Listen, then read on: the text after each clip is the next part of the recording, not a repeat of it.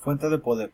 La energía que se suministra a la computadora es la base para su funcionamiento, y los problemas de encendido se puede deber a los siguientes motivos: fallas en el abastecimiento de la electricidad en la red domiciliaria y fallas en el botón de encendido.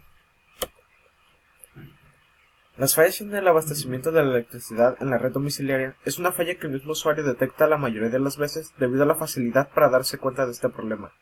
Siguiendo el sentido común, la tendencia es conectar la computadora a otra toma de corriente.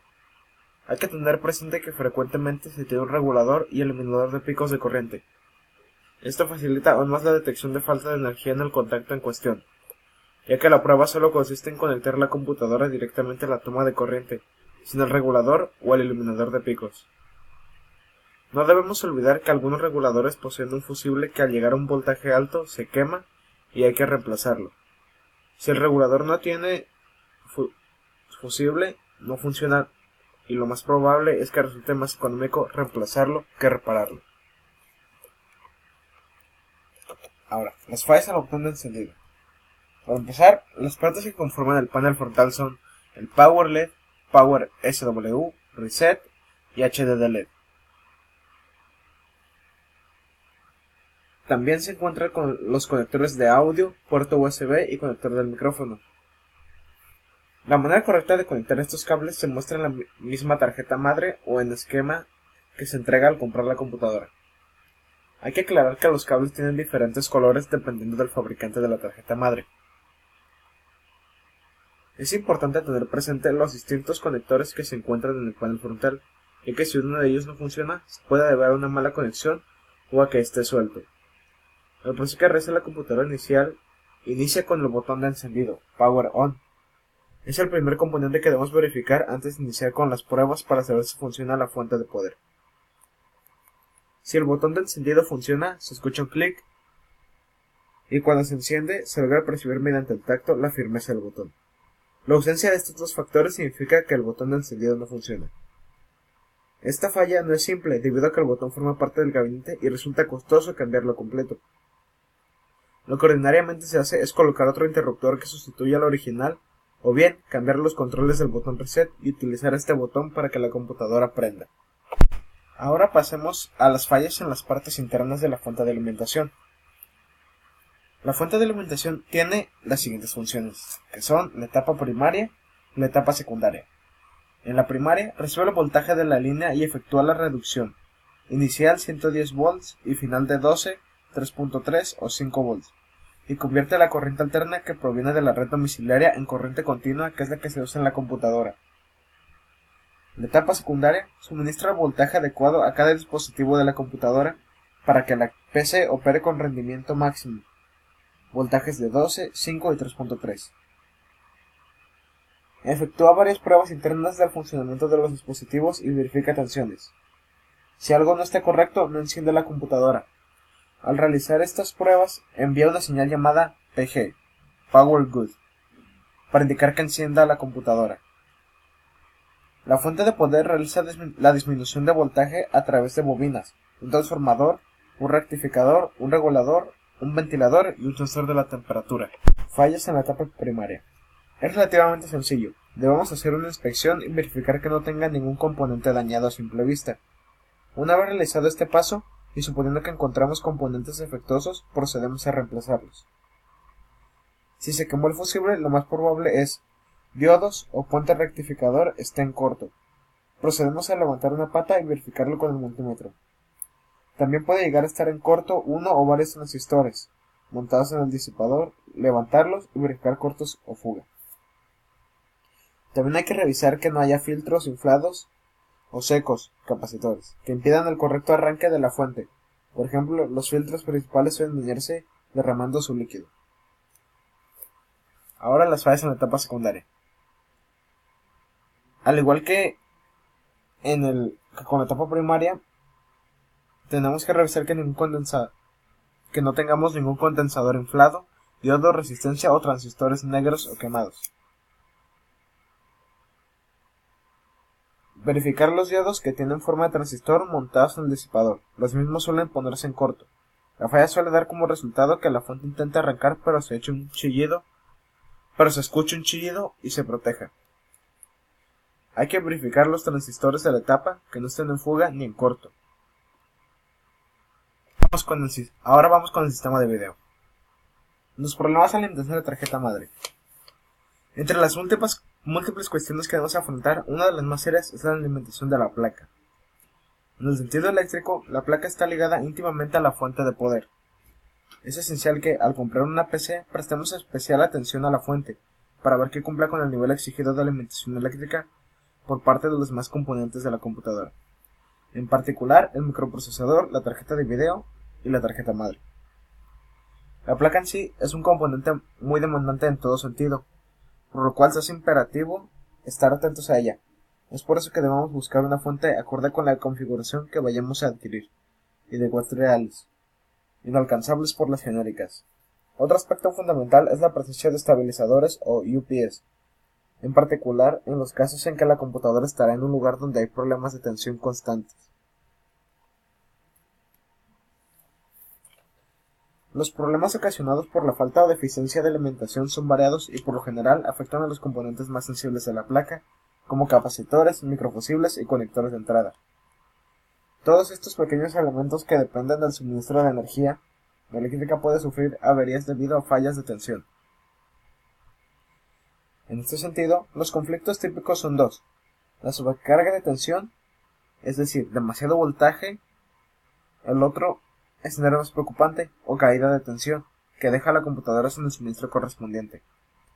Otro caso es un corte total en la tensión y su posterior retorno con mayor fuerza que antes. Fallas en el sistema de sonido.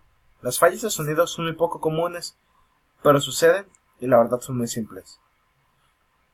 Entre todas las que hay, existen las fallas por temperatura.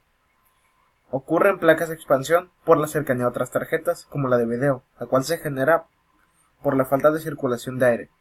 Para solucionar este inconveniente, sugerimos separar lo más posible una con respecto a la otra. Si tenemos sonido on board, debemos tratar de alejar cables, otras placas o cualquier otro elemento que impida la circulación de aire para dejar libre el circuito integrado y facilitar su refrigeración. También están cuando hay ruido de interferencia. El sonido con interferencia o con estática puede producirse por diversos problemas.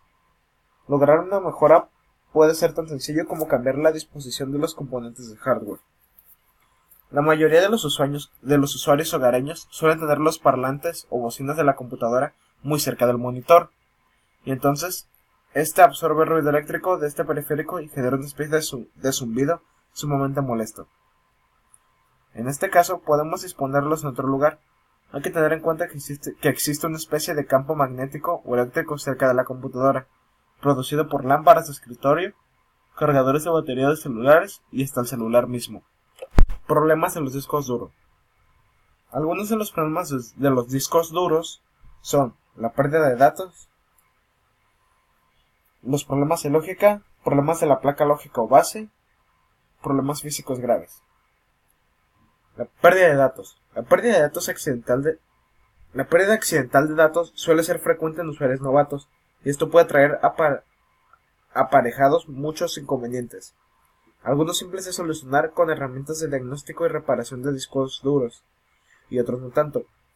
En sistemas operativos más antiguos, el borrado accidental de bibliotecas dinámicas de Windows dejaba totalmente inoperable el sistema, con lo que no quedaba más remedio que formatear todo y cargarlo otra vez. En la actualidad, Windows no permite de ninguna manera ocasional borrar archivos vitales del sistema, salvo que sea por intermedio de un usuario avanzado o por programas para tal fin, como los virus. La solución a esta clase de problemas tiene más que ver con la prevención que con la solución posterior. Es decir, siempre es necesario tener copias de respaldo actualizadas de la información delicada. De este modo, si se eliminan los datos accidentalmente, deja de ser un problema crítico y pasa simplemente a ser una pérdida de tiempo. Otro problema es los problemas de lógica. Son temas mucho más graves, como pérdida de las tablas de localización de archivos, borrado de sectores de arranque o eliminación de la tabla de particiones. Este inconveniente era muy común en computadoras con Windows 98. El disco duro funcionaba bien con respecto a la parte física, tanto interna como externa, hasta que una vez que se intentaba cargar el sistema operativo, comenzaban los errores con los archivos de inicio, anunciando que estos faltaban. En esta versión del sistema operativo era muy común encontrarlos con la famosa pantalla de la muerte, o la pantalla azul con información de error falta, que tanto podía deberse a problemas del propio sistema como al daño progresivo del disco duro, de la tabla de partición o de la memoria RAM.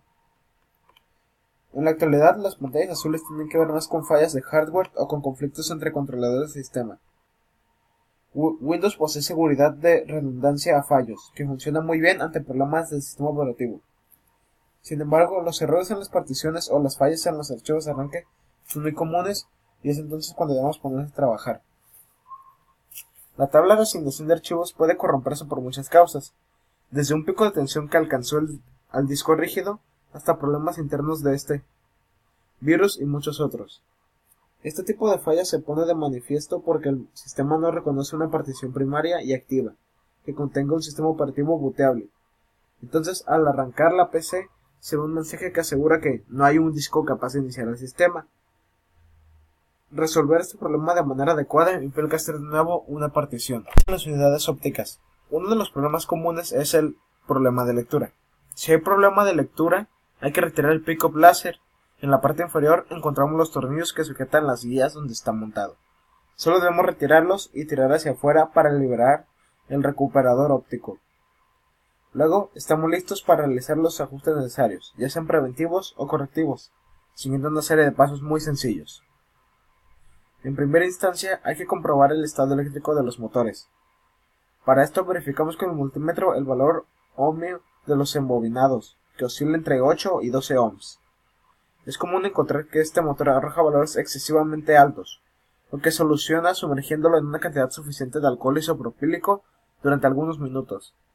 Luego lo dejamos secar y con una fuente regulada aplicamos un voltaje de 12 volts en sus terminales durante 20 segundos. A continuación invertimos la polaridad y volvemos a aplicar este voltaje. Una vez hecho esto, medimos otra vez para comprobar que el valor ohmio haya disminuido al rango válido. Al realizar este procedimiento podremos solucionar fallas típicas como falta de lectura o lectura errática, salto de las pistas, fallas en la lectura de algunos discos, etc.